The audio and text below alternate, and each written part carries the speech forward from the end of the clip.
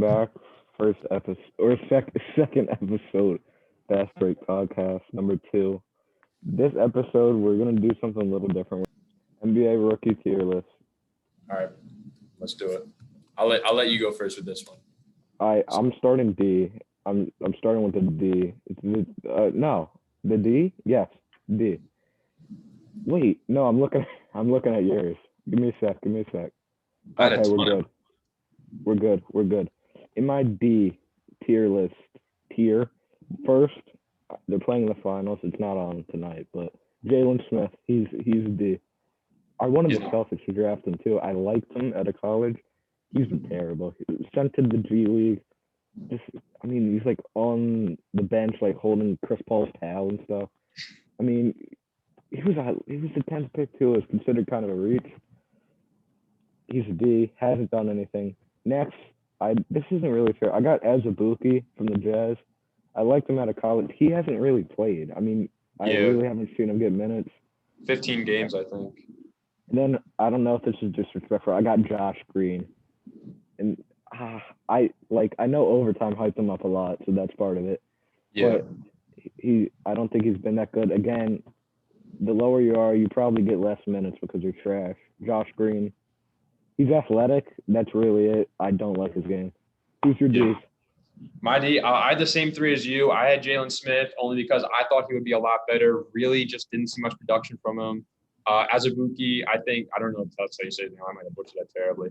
I think he has potential. He was solid for them in the few games he played. Just not really good compared to the rest of the list, though. I had Josh Green only because I think he's insanely overrated. Kind of same reasons you had. I kind of agree with you, but I also had a couple more guys. Honestly, I'm going Obi Toppin in the D only because I had huge expectations. Like I was thinking this guy was going to be like top 3 rookie of the year, and he just sucked. Like his skill set was just not comparable to what it was in college. Didn't move well. Really, just only played down low. Took terrible shots most of the time. Didn't like him. I put Killian Hayes in the D only because of the injury. We didn't really see a lot of him. And when he did play, it just seemed like he wasn't really NBA ready. RJ Hampton, I put in the D. I might have been overreacting on that one, but I'm gonna stand by my decision. Just wasn't a big RJ guy. I think that, if you get traded your rookie year, and plus, no, I remember my reason. He was super hyped up from high school. He has his own show on Overtime. Yeah. Just did not pan out. Well, second round pick, right? Yep. Second round pick, did not really pan out. Not a big RJ guy, but those are my D. Let's move on to C. I'm excited here. Okay. See, first guy, I believe that is Poku. And Yeah. Poku, if it was likability, Poku would be F. I love Poku. He's very young. I think he was the youngest player in the league, one of them, definitely. And he was not efficient, but there were flashes. That guy can handle it. He's a ginormous guy. He can handle it like a guard sometimes. So I'm putting him in C. We saw a lot of him. Poku. Sorry, I didn't mean to interrupt, but one quick word on Poku. I believe he did not score through his first 5 NBA games or something crazy like that. So it took him a while to get started.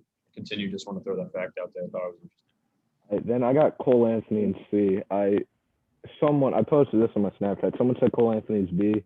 I don't think he's B in my opinion. Efficiency's pretty bad. He had a game winner, and that's really all I saw from him. He was hurt for a long part of the season, I do believe.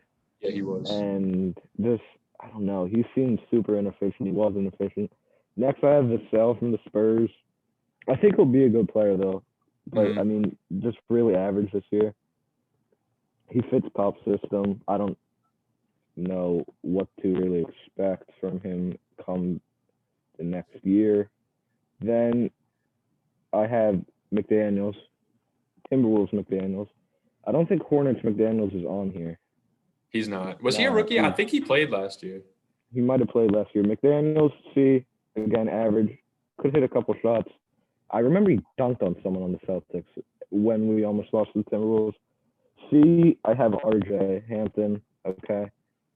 It was a D, but towards the end of the year when he got traded to the Magic, they played him a lot. And I think he looked decent a couple times. I'll say C. This is going to be disrespectful. I'm sorry. James Wiseman's a C. And I was a big James Wiseman fan, but injuries, really concerning. I like I don't know. This average. Then Kira Lewis Jr. I think was the C. In the beginning, he was terrible. Oh my gosh, he missed everything. Mhm. Towards the end of the year, though, when like Zion was out, they started focusing on the young guys. I think he had a couple good games. Killian, C, playmaking. That's really all he does. Is that Zeke Ng? Zeke Najee. Najee. Najee. See, I mean, he got a lot of minutes too. Yeah, Backup backup minutes. center. Yeah, because Yeah. their bench was horrible. They weren't even playing Travail. He got the minutes over him. Then I got Denny and Precious. Denny, again, got hurt. Would probably be a B. And Precious didn't get a lot of minutes, but Nigeria did beat USA. That doesn't mean anything, but Facts. who's your shoes? My C, I agreed with almost. I think I had everybody in the C that you had. Well, let me rephrase that. I had a lot of the same guys you had in the C tier, except for one who it looks like you ranked him pretty high actually, or a little bit higher. I had Devin Vassell, same reason. A lot of these guys didn't get a ton of minutes. I thought he was solid when he played, but he took a long time. And this is a theme with a lot of rookie guards. He took a long time to really get going. Benny Abdia, I liked him, and I would have put him in B if not for the injury. I thought he was a really solid shot maker. Guys set him up. He was able to knock down shots, high percentage, good looks. I think that he did a pretty decent job. Quick note on Denny though. We were talking. They used him wrong though. They were playing him as like just a spot up.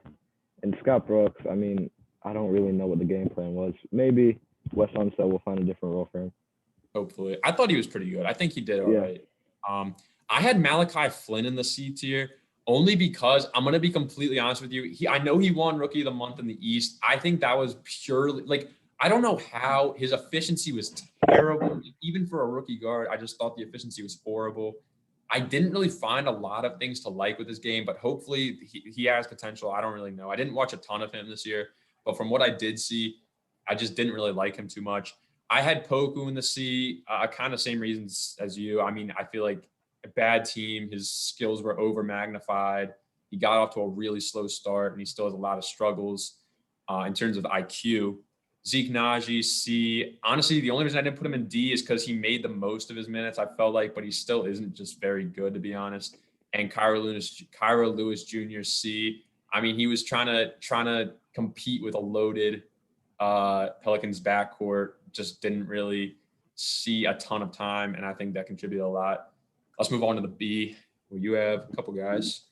Obi Toppin, okay. I know you put him in D, okay. And I know there are high expectations, but in the playoffs, I think he played a little better. And I'm kind of an Obi lover, so that was I like biased. I can admit that. Desmond Bain, to me, I think B is the perfect spot for Desmond Bain. Played a really big role on his team. Good shot maker. Helped out. I mean, the Grizzlies, they gave him a lot of minutes right off the bat, and it worked out. Mm-hmm. Malachi Flynn, efficiency was a problem. Okay, I understand. I think he was a B, though. I mean, at the end of the year, they were just playing every young guy they had. It didn't matter who. Stanley Johnson was getting minutes. Yeah. Then I got the pair of Celtics, Pritchard and Neesmith. I know you're gonna have Pritch higher than I have him. Pritch, to me, I don't really know if it's his fault because if we're talking first 2 months of the year, I think he was an A. Mm-hmm. But he slowly kind of fell out of the rotation. Brad didn't really play him. The injury as well. He was hurt for a little bit. Yeah. He played Neesmith a lot more, and in the beginning of the year, Neesmith was an absolute D. He was atrocious. Yeah. But I think towards the end of the year, he played amazing. Really good hustle guy. Shots started falling, which is always his strong suit. Then I have Emeka Okongwu, B, maybe A even, but I'll say B for now. Again, started slow. He was hurt. Playoffs, he did a great job for Nate McMillan. Then I have the two defensive wings, Williams and Okoro. I like Patrick Williams. I kind of wanted to put him in A, but offensively he's not the moves. Same with Okoro. I mean, they're very similar. And then I have Yusuf's favorite player, Tyrese Maxey. When he got minutes, I think he was really good when he got minutes. Yusuf actually says he was a Tyrese Maxey fan, but Yusuf said he thinks he takes too many shots. I don't know about that. I thought he was pretty solid, to be honest. I liked him from what I saw from him, to be honest. But I don't know. All right, my B tier, again, we had a lot of similar guys. I actually had Jaden McDaniels in the B tier. just on his athleticism and his defense were crazy. I think that him and Naz Reid, I feel like are two really similar players who I think both have a lot of potential, but I saw a lot of Naz Reid in Jay McDaniels, and I think Jay McDaniels is super underrated, super explosive guy. I had the pair of Celtics. I had Pritchard and Neesmith. I think Neesmith turned it around. He wasn't labeled as the sharpshooter that he was said to be coming out of college, but hustle, he changed his game up and he played pretty well. Neesmith was probably, not Neesmith. Pritchard was probably the closest guy I had to being an A tier, but I didn't think he was on the same level as the other A tier guys, so I didn't put him there. Okongwu, loved what I saw from him in the playoffs. I mean, he was just phenomenal when Capella was off the floor. He really showed that, he can be a good center in this league, and he can be a good shot blocking rim protecting center. I liked him a lot. Same thing with Isaiah Stewart. Really liked him. Maybe it was just because he was in Detroit, but I felt like he was kind of like Dennis Rodman-esque, the closest thing to Rodman we've seen since Rodman. So I liked him a lot. Okoro and Williams, same reason I had. I think Okoro is better, though. I think the defense is honestly incredible. I think Pat has more offensive upside, but that's just me. Precious I put in B. Bane I put in B. I mean, lights out shooter, incredible. Bringing some shooting to Memphis, which they desperately need.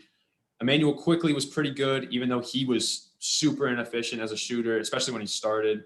I thought he was pretty good. Cole Anthony I put in B, and Maxey I put in B. Those are my B guys. Now on to the top dogs. We have the A tier, where you had someone who I'm disappointed in you for putting in. We'll save that for later. We'll save that for later. First, I got beef stew, Isaiah Stewart. I loved watching Isaiah Stewart. Great energy guy. The Pistons, I liked watching the Pistons. I know they weren't good, but I loved Isaiah. He always played so hard, rebounding machine. Then we have his teammate, Sadiq. I think A is a consensus spot for Sadiq Bey. Lights out shooter. He shot like 10 of 10 against us, put up 30, beat us. This great shooter. Fits the Pistons really well, I think, too. Quickly was borderline B, but I gave him the bump. Beginning of the season, I think he started really hot. Yeah. With the playoffs, he kind of slowed down. Tibbs didn't run with him a lot either, or as much as I thought he should. And then the controversial one in the A tier, I had LaMelo Ball. Reasoning, I just think LaMelo Ball is overrated. I don't think he's better right now than the two above him. I know it's one game, but the playing game, biggest thing, he was terrible. Defense, I mean, it was better than I thought. It wasn't good. Now, if we're talking like 5 years, who has the highest ceiling? LaMelo has a great ceiling, but right now I have to say Zay, Luka. I have to do it. Fair. I mean, your reasoning was sound, so I'll give you that. I say we can have a conversation if this video isn't if the podcast isn't too long. We can have a short discussion about LaMelo to wrap things up, but I'll go on to my A tier. I had Tyrese. I think Tyrese was phenomenal. The injury was super, super unfortunate for him. I loved him. I had him as my early rookie of the year candidate back when, LaMelo and Ant were, a little bit struggling. I had Tyrese because he's been super consistent all year. I mean, especially for a rookie point guard, just crazy. Ant, I actually had in the A tier. I didn't put him in the S. I have a lot of thoughts on Anthony Edwards. I did not like him I really did not like him in the beginning of the season. I thought that all he could do is score, and when he was not scoring well, he hurt his team tremendously. But then again, I also kind of had to come to the realization that Cat was out, D'Lo was out. They were a bad team with bad role players around Anthony Edwards, and he was kind of thrust in the star role immediately. But he was super inefficient. And even after the All-Star break, when he started picking it up, he still had some inefficient games. Good defender, though. So, he was Quick note about Ant. You had so many thoughts about Anthony Edwards. You made a YouTube video on him. I did. Calling him over it. Not received well, to be honest. I think the likes and dislikes are like the same amount, or maybe one more like. It's people did not like that video. People did not like to see me slander it, to be fair. Next I got James Wiseman. He's one of those guys that despite the injuries, when I was watching him early on season, first 5 games, I thought he was surefire rookie of the year. Hit down shots like a beast. Pretty good defender too. Willing shooter, which I liked, especially for a center. Good rebounder. Pretty much anything you can ask for a modern day NBA center, I saw that he could do or had the capability to do. Played really well alongside Steph and Draymond. I really liked him. The only concern is the injury history. I mean, dating back to college, even I really, the what is it, his ankle or his foot? Ankle, foot, same area. Yeah, it's just it's a gray area there, but either way. And then I did have Sadiq in my A tier. Great two-way. I think that he is going to be phenomenal if he can continue to progress. Now I want to hear your S tier. S tier, I'm Therese Halliburton. Okay, I know I said LaMelo the injury, and Therese had an injury, so that's kind of contradictory. But I saw a lot from Therese. The way he controls the game, it's amazing. The jumper is so weird, but it's so smooth. I really like him in the air, and Darren might be out soon, so maybe it's his team. Then the second S, the best rookie in the class, despite the inefficiencies, despite everything, Anthony Edwards. First of all, I know it doesn't count. The personality off the floor is amazing. He doesn't know who A-Rod is. You can't make it up. He's a good dude. Okay. And especially after the All-Star break, I saw a lot I liked. I mean, his bounce, good defender, a little better than I thought. I knew he had potential. And then he just scores the ball. And that's how you win in the NBA. And he does that. So he's the best rookie in the class. Right now. Well, I mean, I would disagree with you for sure. I have LaMelo in my S. I think he stood far above the rest, even despite the injury, even though a lot of people were saying because of the injury, Ant should have won Rookie of the Year. I disagree. I think that first chunk of the season, and even when he came back, I think that he just proved a most all-around player in the draft, and I think best player. I think he will be the best player in 5 years. I think that offensively, even if he's not scoring, this is what separates him and Ant. I think that even when he's not scoring the ball, great positional rebounder, great feel for the game. He's already had experience in Australia and Lithuania. He knows the game of basketball, I think, better than Anthony Edwards personally. JBL too. The JBL. Yeah, Australia. I mean, like he's been there, done that. Like he has a professional field. He's been in the spotlight for years. He was not nervous, and that is why I think he came right in the league and he was tearing it up. Of course, there were inefficiencies scoring the ball, but he still came to the league and he was playing very, very well. The playmaking is just insane. His on-ball defense was pretty good. Outside of that, didn't really look like a committed defender, but that's something that, a lot of great guards aren't. So not too worried about that one. I have him above Anthony Edwards, man. I got to be honest. I think he does a lot more than that. And this is something I love to bring up, but when he was healthy and when I think he was the best player on the Charlotte's team, they were the 4 seed at one point. I think that speaks volumes, to be honest. That was like definitely his peak this season. I think he blew a lot of people away. So that's my S. Okay. So that's it. That's the end of the pod. No, we can have a little, because I want to go back to this. Okay, you think LaMelo Ball was the best player on his team during that stretch? I really do. I think he was. I think Gordon Hayward was a great player. I know you're probably going to say Gordon Hayward. Yeah. I think he was great, but I think just when you talk about like leadership, man, like LaMelo was really the leader of that team, bro. Like that's kind of like, I don't know. That's really the vibe I was getting from him. Yeah, but I guess the only logic after Hayward is Hornets were a young team, right? They weren't good before LaMelo and Hayward came there, and I just saw the veteran presence, his ability to score, and I mean, we miss Gordon Hayward. Like we missed him this year. I think he was the best player on the team. I can see the argument for LaMelo, but I think Gordon was really the engine of the Hornets, and when he went down, they also suffered. Yeah. And I think it'll be good next year. I think the Hornets will make the playoffs next year. I think one thing me and you can both agree on, I mean, at least as a Celtics fan last year, Gordon Hayward was grossly underrated. I mean, he was the 4th option scoring wise. He still averaged 18 points on 15 minutes. I mean, he was still that guy. I mean, and people were surprised when he got to Charlotte and he was going off. Like, I mean, he could have been an all-star. I think he should have been an all-star. I don't know who I would have taken. Maybe Sabonis. I don't know. What about Jeremy Grant? I'm not here for the Jeremy Grant talk. We went over no Jeremy Grant praise here. We are not about that. But I don't know. Wrap it up. We're gonna wrap it up here. Sure. I was just gonna say Gordon Hayward, a great player. I could see either side of the argument. That's the podcast, I guess. That's a podcast. Episode 2 done. Finito. Finished. We'll be back soon. I don't know when this is going up, but clearly it's up. And we're out. Peace.